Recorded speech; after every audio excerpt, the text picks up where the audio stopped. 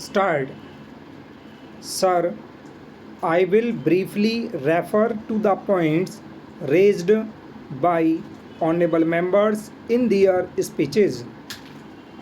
It is true that the Road Transport Corporations Act has not been utilized as much as one would have wished, but from that to argue that the act has remained a dead letter, I think is not quite correct.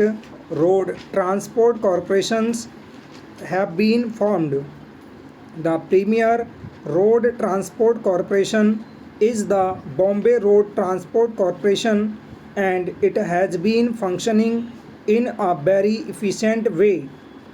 There are other state road transport corporations, but they will all be amalgamated with the Bombay Main Corporation, and perhaps the Chandigarh Road Transport Corporations also will be taken over by the Punjab government. Sir, it is true that the state governments have preferred departmental operation, departmental management for the running of these road transport services.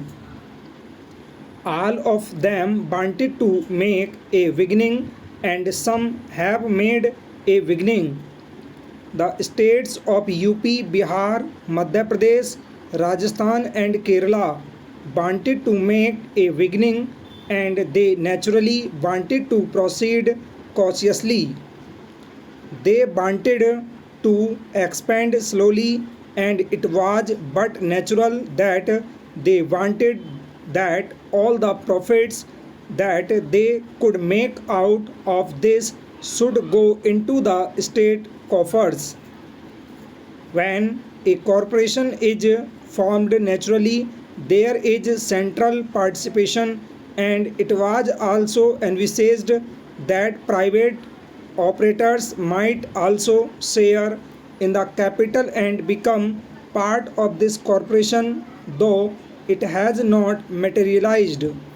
The state governments thought that they had better keep the center away from this business so that they could run this undertaking themselves, so that whatever profit they are able to make they could have for themselves. I, for one, shall not quarrel with such an intention. Perhaps if I had been in the state setup, I would have done the same thing. Now, a situation has arisen when the state governments find themselves almost at the tether, and they want more and more capital to be sunk in these undertakings, and it is not easy for them to find this capital. So, this question was gone into by the Planning Commission in consultation with the Ministry of Transport, and also in consultation with the Ministry of Railways.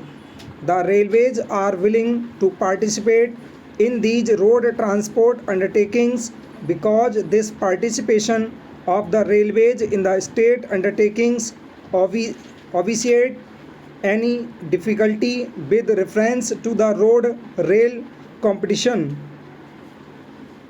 At present, there may not be any question of road rail competition. There may not be any question of competition.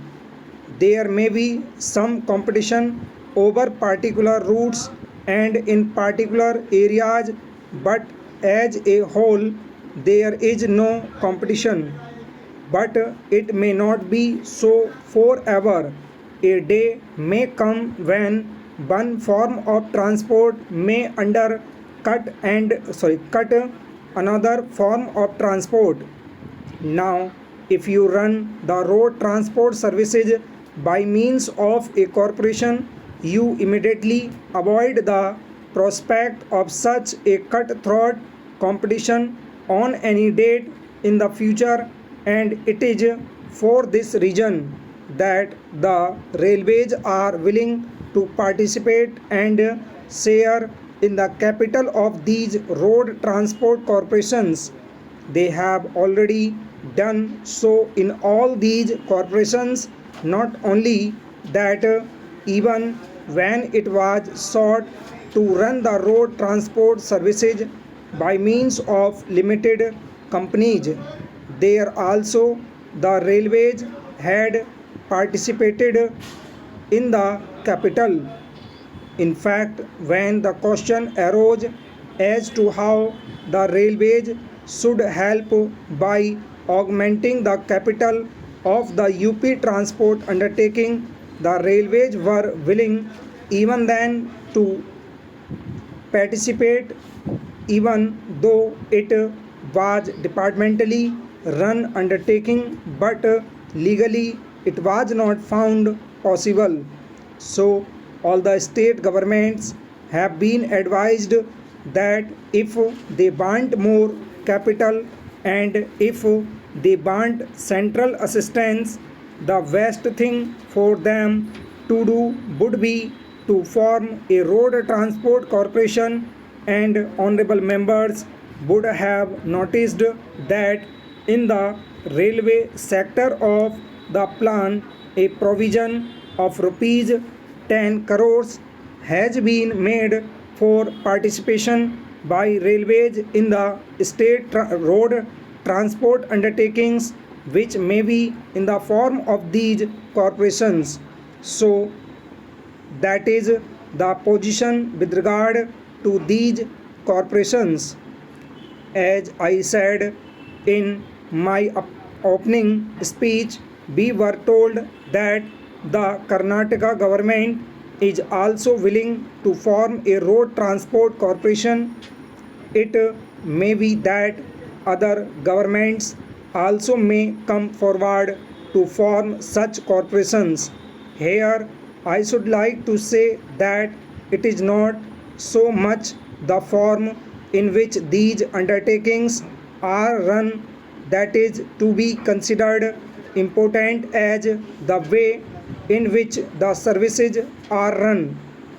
Here are two honorable members, one from the state of UP and another from the state of Kerala, telling us that the respective road transport services which are managed departmentally in their two states are running fairly, efficiently, full stop.